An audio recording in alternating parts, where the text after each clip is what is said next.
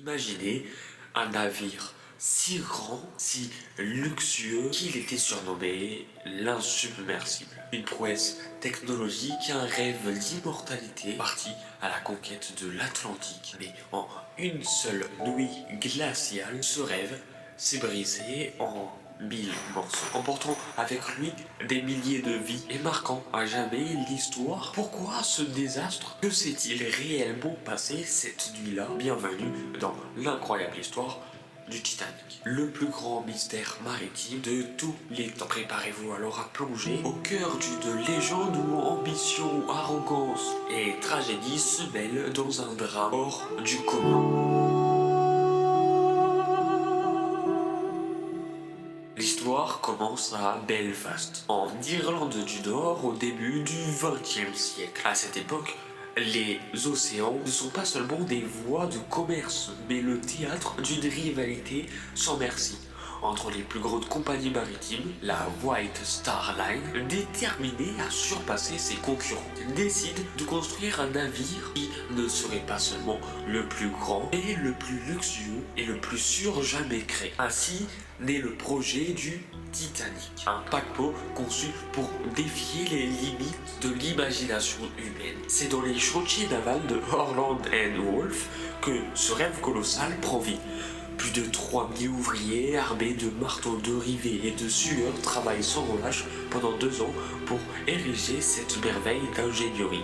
Le Titanic mesure 269 mètres de long, l'équivalent de 4 terrains de football alignés. Sa hauteur dépasse celle d'un immeuble de 20 étages. Chaque détail est pensé pour incarner le triomphe de la modernité. 16 compartiments étanches, des chaudières gigantesques, des moteurs capables de propulser le mastodonte à 23 nœuds et de coques en acier si robustes qu'on le dit invulnérable. Mais ce qui distingue véritablement le Titanic, c'est son luxe. Ses intérieurs rivalisent avec les plus grands palais du monde. Des escaliers majestueux sculptés à la main, des salons lambrisés en bois précieux, des lustres scintillants, des tapisseries et des meubles importés des meilleurs ateliers européens. Tout est conçu pour offrir aux passagers de première classe une expérience digne de la royauté. Les cabines de deuxième classe ressemblent aux premières d'autres navires. Et même la troisième classe réservée aux migrants offre un confort supérieur à la norme. Cependant, derrière cette façade d'excellence, certains choix soulèvent des questions. Pourquoi n'avoir prévu que 20 canaux de sauvetage pour un navire capable de transporter plus de 2000 personnes? Parce que la White Star Line voulait que rien n'encombre les ponts, afin de ne pas perturber l'esthétique parfaite du Titanic. Cette décision, dictée par l'apparence et l'arrogance, se révélera tragiquement fatale. Le 31 mai 1911, le Titanic est lancé sous les applaudissements d'une foule immense. Ce jour-là, il n'est encore qu'une coque vide et il incarne déjà un exploit. Il faut encore des mois pour l'équiper, l'aménager et le rendre prêt pour son voyage inaugural. Chaque rivet posé, chaque chandelier suspendu renforce l'idée que le Titanic n'est pas simplement un navire. C'est une déclaration au monde entier. L'homme a conquis la mer et rien, absolument rien ne peut arrêter sa marche triomphale vers le progrès. Mais cette confiance aveugle, ce sentiment de toute puissance est précisément ce qui scellera le sort du Titanic. Car dans cette quête de grandeur, personne n'a imaginé que la nature elle-même pourrait reprendre ses droits.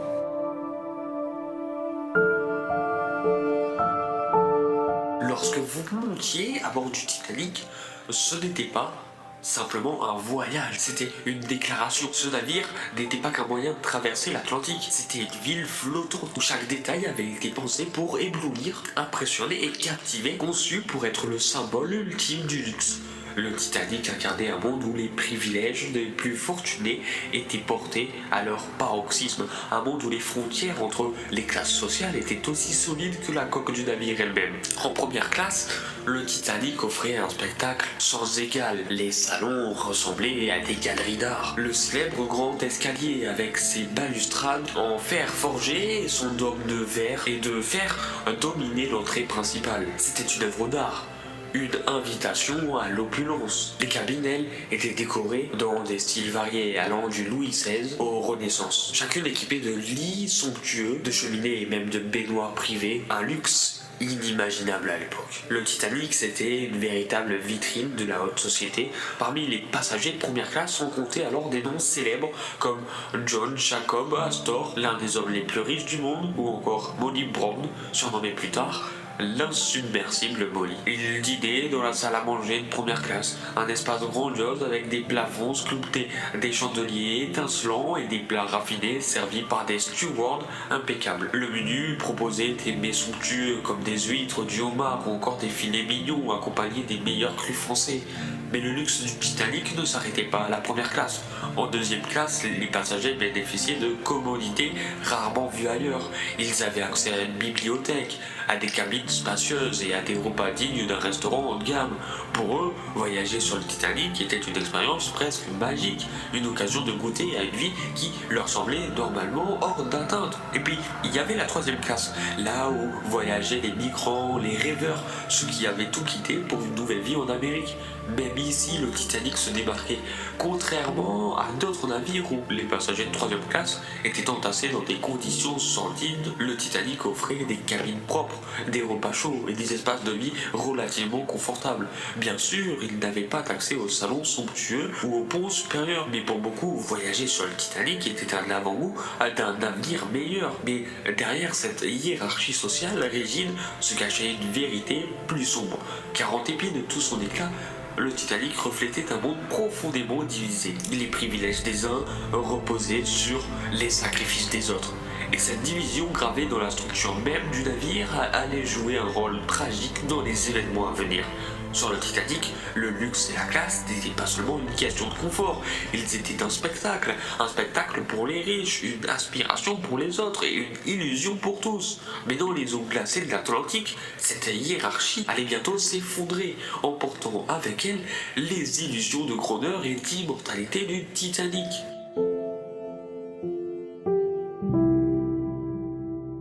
10 avril 1912, Southampton, le Titanic est enfin prêt à conquérir l'Atlantique. Sous un ciel clair et un vent léger, une foule se préloue. Les passagers se prélassent sur les ponts, savourant des repas somptueux et profitent des installations modernes. Piscine chauffée, salle de sport, main turque. Le soir, les salons résonnent des rires et de la musique. C'est une ambiance de fête, de triomphe. Le Titanic est une ville flottante où tout semble possible, un monde à part où même la peur de la mer paraît absurde. Mais dans cette euphorie, une vérité inquiétante se cache. L'insubmersibilité du Titanic n'est qu'un mythe. Bien que le navire ait été conçu pour résister à des brèches dans sa coque, personne n'a envisagé que la nature pourrait surpasser l'ingéniosité humaine.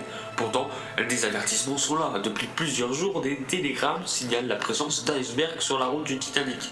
Mais ces messages, reçus par la salle radio du navire, sont relégués au second plan. Pourquoi s'en inquiéter? Le Titanic est invincible. Le 14 avril 1912, le quatrième jour en mer, la température chute brutalement. Le ciel est dégagé, les étoiles scintillent. Un silence étrange enveloppe l'Atlantique Nord à 23h40. Alors que la plupart des passagers dorment paisiblement, un cri retentit dans la nuit. Les veilleurs ont aperçu une masse sombre se dresser dans l'obscurité. À bord, c'est la stupeur. Les ordres fusent, les moteurs sont stoppés. Le navire tente de virer, mais il est trop tard. Le Titanic, lancé à pleine vitesse, percute l'iceberg. Avec une violence sourde, une secousse légère se fait sentir. Mais pour beaucoup, c'est un incident sans gravité. Ils n'ont aucune idée que sous leurs pieds, l'eau s'infiltre déjà à une vitesse terrifiante. Ce voyage, qui avait commencé comme un rêve, est sur le point de se transformer en l'une des plus grandes tragédies d'histoire maritime. Le Titanic, symbole d'ambition et de fierté, se retrouve face à sa plus grande ennemie, la mer elle-même.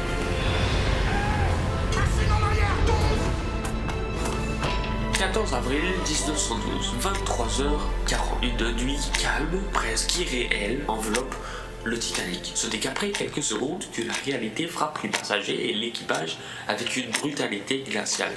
L'impact n'a pas seulement laissé une entaille superficielle dans le Titanic, non, il a ouvert plusieurs compartiments étanches à l'eau.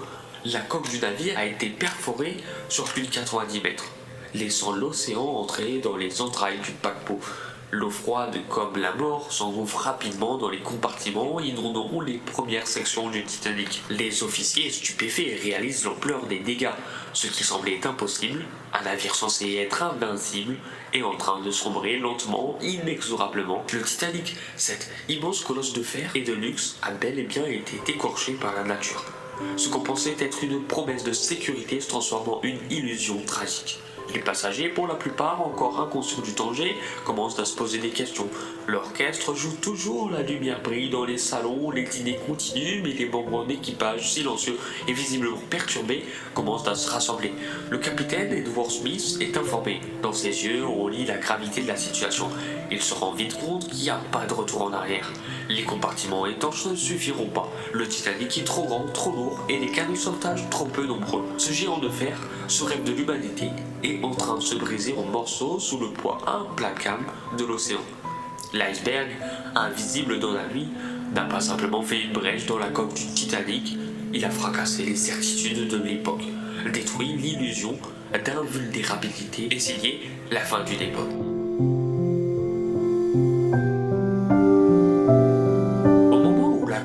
Avec l'iceberg a secoué le Titanic, une étrange tranquillité règne à bord encore parmi les passagers. Beaucoup sont incrédules, trop confiants dans la solidité du navire pour envisager que ce dernier puisse sombrer. Mais alors que l'eau commence à inonder les compartiments, une ombre de doute s'installe lentement, grandissant comme une vague implacable. Les officiers se précipitent vers les ponts, tentant de comprendre l'étendue des dégâts. Mais ils savent déjà que le navire ne tiendra pas. L'eau commence à éclater, mais il est furtif. Les premières annonces, calmement formulées par l'équipage, rassurent encore les passagers.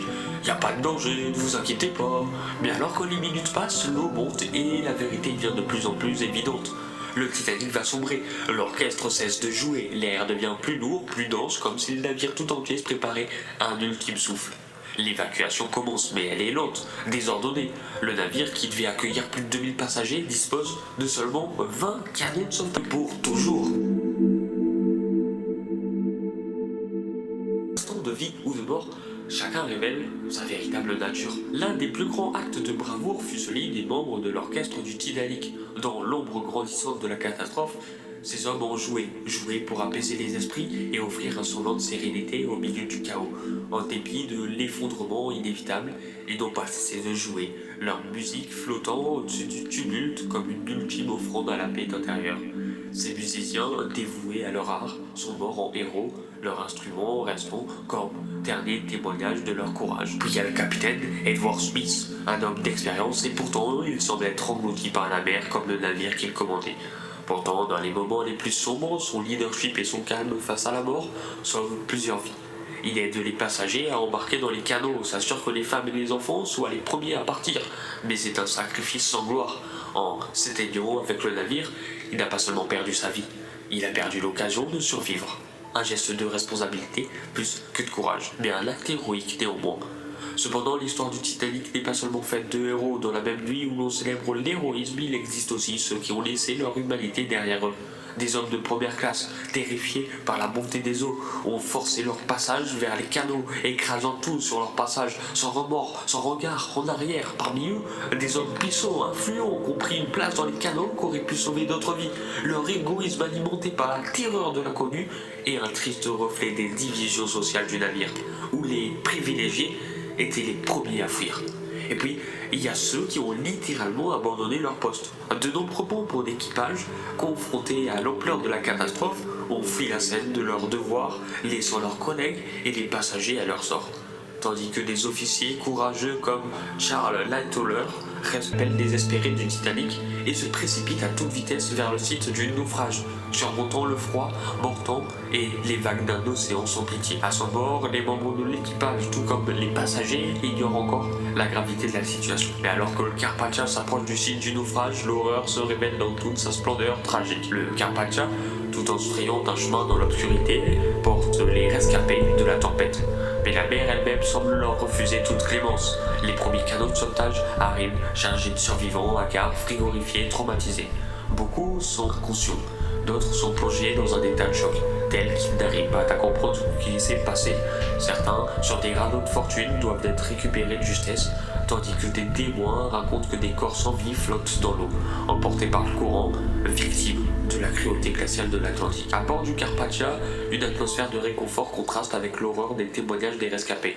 Des couvertures sont distribuées, des femmes et des enfants reçoivent des soins, mais il est déjà trop tard pour beaucoup. L'équipage fait de son mieux pour réchauffer les survivants, mais l'horreur de la nuit précédente les hante. Des témoins racontent que certains rescapés ne parlaient que de l'orchestre qui jouait jusqu'à la fin, ou des dernières minutes passées avec leurs proches. D'autres se retrouvent seuls, dévastés par la perte d'un mari, d'un enfant, d'une mère, condamnés à affronter une vie sans les leurs. Le Carpathia transporte les rescapés vers New York, où le monde apprend la tragédie dans une clameur d'indignation et de consternation. Les journaux du monde entier relatent le naufrage du Titanic, ce géant des mers qui s'était voulu invincible et qui est désormais un symbole du bris, de tragédie et de perte. Les autorités américaines, britanniques et internationales lancent des enquêtes. La réponse à la catastrophe se fait dans l'indignation, mais aussi dans l'esprit de solidarité qui se lève face à l'ampleur de la tragédie. Les secouristes ont agi avec efficacité et dévouement, mais leur travail ne fait que commencer. Ils devront recueillir les corps flottants, identifier les disparus et répondre à la question qui hante le monde entier. Pourquoi ce navire, si grand, si sécurisé, a-t-il sombré? Et pourquoi tant de vies ont été perdues en quelques heures, alors que des précautions auraient pu éviter un tel carnage? Les réponses ne viendront pas tout de suite, mais les secouristes ont fait leur devoir, ils ont sauvé des vies dans l'indifférence d'un océan glacé, et leur intervention, bien que trop tardive pour de nombreux passagers, est un acte de bravoure qui restera dans les mémoires. Il est des histoires qui ne meurent jamais, des légendes qui traversent les âges, comme un murmure porté par le vent. Le Titanic est l'une de ces histoires, un géant des mers, un symbole de la magnificence humaine, mais aussi de ses excès, ses illusions. Après le naufrage, il ne restait plus que des épaves, des ruines englouties au fond de l'océan. Mais l'écho de ce navire est plus vivant que jamais. Le Titanic ne sera jamais simplement un navire, il devient une légende. Une tragédie qui s'imprime dans les esprits et les cœurs de millions de personnes à travers le monde. La majesté de ce géant de métal, couché dans les abysses, incarne à la fois puissance humaine et son impuissance face aux forces de la nature. Il symbolise la fragilité de l'existence, la frontière ténue entre la grandeur et la chute. L'obsession pour la perfection et l'invincibilité s'est fracassée contre la réalité froide de l'océan. Mais dans cette ruine, une histoire d'humanité s'écrit, celle des vies perdues et des actes héroïques qui résistent au temps. La légende du Titanic se tisse à travers les témoignages de ceux qui ont survécu. Des familles brisées, des gestes de courage et d'égoïsme, des images puissantes qui marquent à jamais l'imaginaire collectif.